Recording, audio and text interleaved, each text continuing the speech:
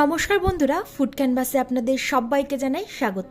আজ আমি আপনাদের সঙ্গে পালং শাকের দুর্দান্ত একটা রেসিপি শেয়ার করব, যেটা গরম ভাতে অসাধারণ লাগে খেতে। তাহলে চলুন দেখে নেওয়া যাক আমার আজকের রেসিপি, চিংড়ি মাছ দিয়ে পালং শাকের ভর্তা। প্রথমে একটা কড়াইয়ের মধ্যে বেশ কিছুটা পরিমাণ জল গরম করতে দিয়েছি, আর এর মধ্যে দিয়ে দিলাম 1 চা চামচ লবণ, আর দিচ্ছি 1 চা চামচ চিনি। চিনি দেওয়ার কারণে পালং শাকের কালার কিন্তু একদম চেঞ্জ হবে না। জলটা যখন খুব ভালোভাবে গরম হয়ে যাবে তখন আমি এর মধ্যে দিয়ে দিচ্ছি 2 আটি পালং শাক। পালং শাকের যে মোটা ডাঁটিটা ছিল সেটা আমি কেটে বাদ দিয়ে দিয়েছি, আর পাতার দিকের অংশটা নিয়ে ভালোভাবে ধুয়ে নিয়েছি।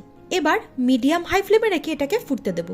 জলটা যখনই ফুটে উঠবে তখন কিন্তু ফ্লেমটাকে বন্ধ করে দিতে হবে। এটাকে কিন্তু খুব বেশিক্ষণ ভাপানো যাবে না, তাহলে এর কালারটা চেঞ্জ হয়ে যাবে আর এর মধ্যে যে পুষ্টিগুণ আছে সেটাও নষ্ট হয়ে যাবে। জলটা এখানে ফুটে উঠেছে, এবার আমি ফ্লেমটাকে বন্ধ করে দিচ্ছি। এবার এই পালং শাকগুলোকে ছেঁকে তুলে নিয়ে ঠান্ডা জলের মধ্যে দিয়ে দিচ্ছি। এবার 2-3 বার জল বদলে বদলে ধুয়ে নিলে কিন্তু পালং শাকটা আমাদের রেডি হয়ে যাবে। একটা মিক্সিং কন্টেনারের মধ্যে দিয়ে দিচ্ছি 3টে কাঁচা লঙ্কা, ঝালটা নিজেদের স্বাদ অনুযায়ী দেবেন। আর দিয়ে দিচ্ছি 15 থেকে 20 কোয়া মতো রসুন। যেহেতু ছোট সাইজের রসুন সেই জন্য আমি 15 থেকে 20 কোয়া মতো দিয়েছি। আর দিয়ে দিচ্ছি সিদ্ধ করে রাখা পালং শাকটা। এবার এটাকে ভালোভাবে বেটে নিতে হবে, এর মধ্যে জল দেওয়ার কিন্তু কোনো প্রয়োজন নেই। পালং শাকের পেস্ট আমাদের তৈরি হয়ে গেছে, এবার এটাকে সাইডে রেখে দিচ্ছি। একটা কড়া গরম করে এর মধ্যে দিয়ে দিচ্ছি 4 টেবিল চামচ সর্ষের তেল। রান্নাটা অবশ্যই কিন্তু সর্ষের তেলেই করবেন। তেলটাকে প্রথমে খুব ভালোভাবে গরম করে নেব। তেলটা গরম হয়ে যাওয়ার পর প্রথমে দিয়ে দিচ্ছি 1/4 চা চামচ লবণ আর 1/4 চা চামচ হলুদ গুঁড়ো। সঙ্গে দিয়ে দিলাম 150 গ্রাম চিংড়ি মাছ।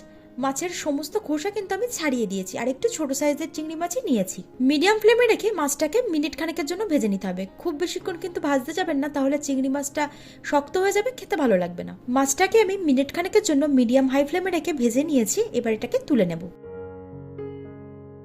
সমস্ত মাছগুলোকে তুলে নেওয়ার পর এর মধ্যে আমি দিয়ে দিচ্ছি আগে থেকে বেটে রাখা পালং শাকের পেস্ট। দেওয়ার সঙ্গে সঙ্গে কিন্তু খুব ভালোভাবে নাড়াচাড়া করে দিতে হবে। সঙ্গে দিয়ে দিচ্ছি স্বাদ অনুযায়ী লবণ। আবারও একটু ভালোভাবে নাড়াচাড়া করে নিয়ে ঢাকনা চাপা দিয়ে রান্না করতে হবে মাঝারি ফ্লেমে। এই সময় কিন্তু পালং শাকটা খুব বেশি ছিটকায়, সেজন্য অবশ্যই ঢাকনা চাপা দিয়ে রান্নাটা করবেন। যখনই দেখবেন পালং শাকের মধ্যে যে জলটা আছে সেটা শুকিয়ে এসেছে, তখনই ঢাকনাটা সরিয়ে দিয়ে একটু নাড়াচাড়া করে দিতে হবে। পালং শাকের মধ্যে এই জলটা শুকিয়ে যাওয়ার পরেই দেখবেন আর কিন্তু ছিটকাবে না।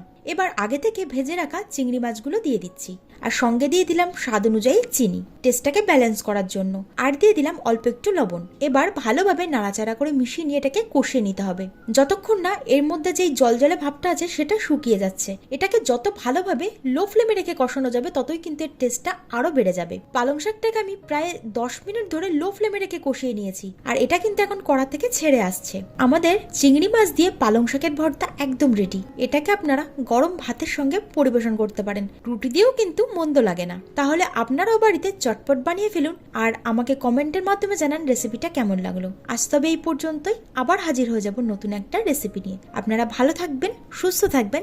ধন্যবাদ।